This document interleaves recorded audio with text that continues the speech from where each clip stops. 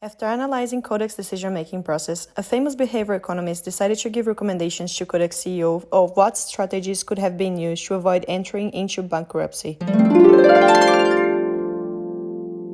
We are now in 1975, when Steve Sasson introduced the first digital camera. This is an interesting product, but it has no future. We have invested and have created an empire out of analog film photography. Why would we throw it all away to support a new method that's completely different from what we have been doing? It's much better to stick with what we have been doing for the last few years, as we have been very, very successful with this. Hello, I'm a behavioral scientist and I come from the future to point out biases and heuristics that are detrimental into your company. Oh, that's wonderful. What advice do you have for me? Well, first, you're falling into the sunk cost fallacy by refusing to invest into a new advanced technology due to prior investment in analog film. This will prevent you from innovating if you don't stop. Also, the status quo bias makes you believe that your legacy is strong enough to keep Kodak as the only brand in the market, innovating in analog films. But it makes you forget that businesses is an active field where innovation is the best way to move forward. Very interesting. Can you tell me what happens in the future? Nope, but I can help you prevent it. It's 1982 now, and the behavior economist decided to come back and share some of her knowledge with the CEO again. Oh, hello, thank you. I'm so glad you came back. I need your help again. I'm convinced that these cameras are the next game changing innovation instead of those digital cameras. This will be a huge success for us. Taking small risks can sometimes be the solution, but currently you're under the effect of loss aversion. This means that you're scared of bigger changes that could have higher losses. But if you conduct a market analysis, you may realize that sticking to the option, which is close to the product you sell already, is not always the best. Fast forward to 1988. Oh, wow, I'm so happy you came back. I know it's been more than 10 years, and you suggested taking risks for the analog camera. However, my plan didn't go as expected, and a discussion with my team led me towards not really changing our strategy. So now my competition, Sony, took the first step and introduced the first digital camera. Is there any advice you could give us now? I told you! 10 years is a lot of time in which your planning was essential for developing a market analysis. Be careful with planning fallacy. Your newest research showed you that you had roughly 10 years to catch up with the market and innovate. So don't wait until the last minute to get started. Don't fall into the intention gap. Make a detailed plan and set internal deadlines to prevent this. You're right. And now that I'm aware of my mistake, I'll make a plan of the needs and changes that have to occur, and I'll stick to it. Time passed, and the decision-making process of Kodak still needed help from the great behavior economist.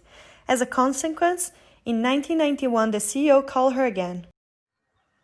The time has come, team. We need to choose someone to become the next CEO of Kodak. We have two candidates currently, Phil Semper, who's a young, innovative fellow, and Kay Whitmore, who's a supporter of traditional film photography, and he said he would keep Kodak closer to its core film business, emphasizing stability over adaptability, pragmatism over vision, and focus over innovation. I think Whitmore is a correct choice. He'll help drive Kodak's success forward. Yes, I agree. Yes, Mr. Whitmore is clearly the superior option. Yes, it's a smart choice. Yes, I agree. Be careful with this choice. You're suffering from groupthink and backbone bias. You have agreed with Mr. Whitmore, and this made others agree too. This may lead to the group to have opinions that are polarized, and members will fear disagreeing with the majority. You're excluding the opinions that are different from your own, and making the group stick to one opinion only. Be careful with this vicious cycle, because the more people agree with you, the more likely is it for the rest of the employees to do the same. To avoid this, I suggest bringing in people from outside the company, or assigning people to disagree with the majority of the agreements, in order to have external opinions to avoid confirmation bias. The behavior economist was planning on coming from the future one last time. Kodak decided to come together with the last questions in order to look for advice. Okay.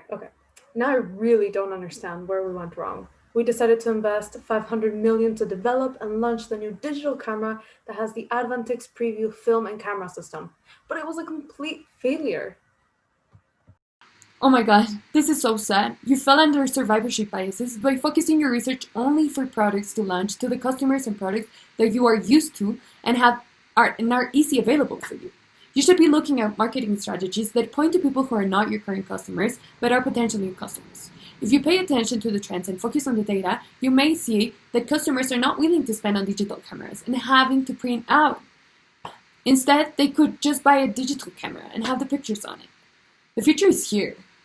And remember, Kodak is not about selling a product and keeping the analog film in the market. It's about selling the value of capturing moments and freezing them on time. Oh, wow. I never really saw it that way. We clearly capture moments in time, and that is what's really special about us. If only I could see the future like you.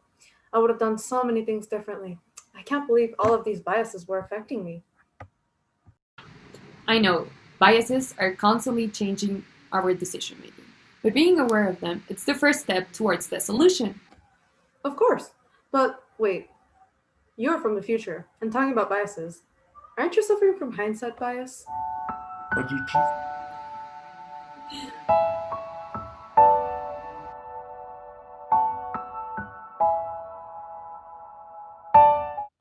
After all the visits from the behavior economist, the CEO was able to make better decisions by being aware of these biases and heuristics that affected them. Thanks to their help, Kodak was thus saved from bankruptcy.